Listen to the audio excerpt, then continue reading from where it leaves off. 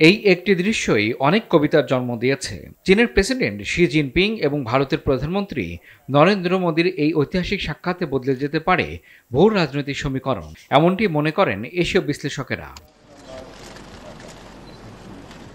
আর এর মধ্য দিয়ে চীন ও ভারত এই দুই দেশের সম্পর্কের বরফ গলতে শুরু করেছে বলে মন্তব্য করেছেন আন্তর্জাতিক সম্পর্ক বিশ্লেষকেরা। ভারতের প্রধানমন্ত্রী নরেন্দ্র মোদী ইতিমধ্যে আভাস দিয়েছেন বৈরিতা নয় বরং সহযোগিতার বার্তা। তাৎক্ষণিকভাবে সম্পর্কের মেলবন্ধনের প্রমাণস্বরূপ দুই দেশে সরাসরি ফ্লাইট চালুর ঘোষণা দিয়েছেন। দীর্ঘ 5 বছরেরও বেশি সময় বন্ধ থাকার পর ভারত ও চীন আবারও সরাসরি ফ্লাইট চালু করতে যাচ্ছে। বিশ্বের সবচেয়ে জনবহুল ও বর্ধনশীল অর্থনীতির দেশ দুটির আকাশপথে নতুন সংযোগ ফিরিয়ে আনার মাধ্যমে রাজনৈতিক ও অর্থনৈতিক সম্পর্কে নতুন অধ্যায়ে পা রাখছে বলে মনে করেন আন্তর্জাতিক সম্পর্ক বিশ্লেষকেরা। প্রধানমন্ত্রী নরেন্দ্র মোদী কা ভব্য স্বাগত। সাংহাই কোঅপারেশন অর্গানাইজেশনের সম্মেলনে তিয়ানজিনে চীনের প্রেসিডেন্ট শি জিনপিং এর সঙ্গে বৈঠকে ভারতের প্রধানমন্ত্রী নরেন্দ্র মোদী এই পরিকল্পনার কথা জানান। যদিও কবে থেকে ফ্লাইট চালু হবে তা এখনো জানানো হয়নি। 7 বছর পর চীন সফরে গেছেন প্রধানমন্ত্রী নরেন্দ্র মোদী। এর আগে জাপান সফর শেষ করেই এ সম্মেলনে যোগ দেন তিনি। যুক্তরাষ্ট্র ও পশ্চিমা বিশ্বের সঙ্গে টানাপোড়েনের সময়ে দিল্লি ও বেজিংয়ের এই নতুন বোঝাপড়া কেবল আঞ্চলিক নয়, বৈশ্বিক অর্থনৈতিক সমীকরণের দিক থেকেও গুরুত্বপূর্ণ বলে মন্তব্য করেছেন বিশেষজ্ঞরা। সম্প্রতি মার্কিন প্রেসিডেন্ট ডোনাল্ড ট্রাম্প ভারতীয় পণ্যের উপরে শুল্ক বাড়ানোর ঘোষণা দিয়েছেন।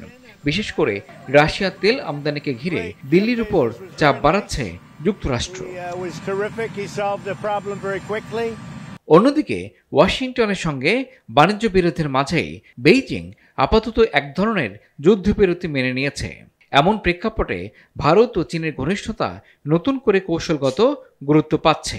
ভারতের সবচেয়ে বড় বেসরকারি এয়ারলাইন ইন্ডিগো ইতিমধ্যেই চীনের উদ্দেশ্যে ফ্লাইট চালুর আগ্রহ জানিয়েছে। পাশাপাশি রাষ্ট্রীয় সংস্থা এয়ার ইন্ডিয়াও এই রুটে ফের যাত্রা শুরুর প্রস্তুতি নিচ্ছে।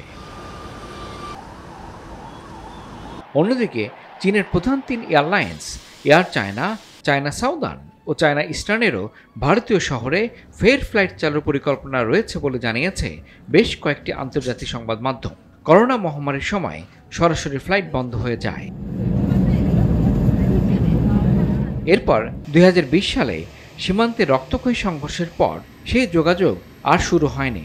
এই সময়ে দুই দেশের মানুষ যাতায়াতের জন্য হংকং বা সিঙ্গাপুরকে বিকল্প ট্রানজিট হিসেবে ব্যবহার করেছেন। গেল জুলাই মাসে চীনা নাগরিকদের জন্য পর্যটক ভিসা চালুর অনুমতি দেয় ভারত।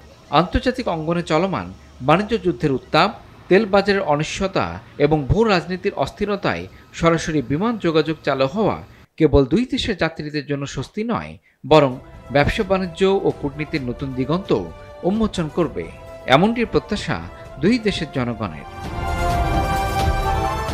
ইমরান হাসান, RTV।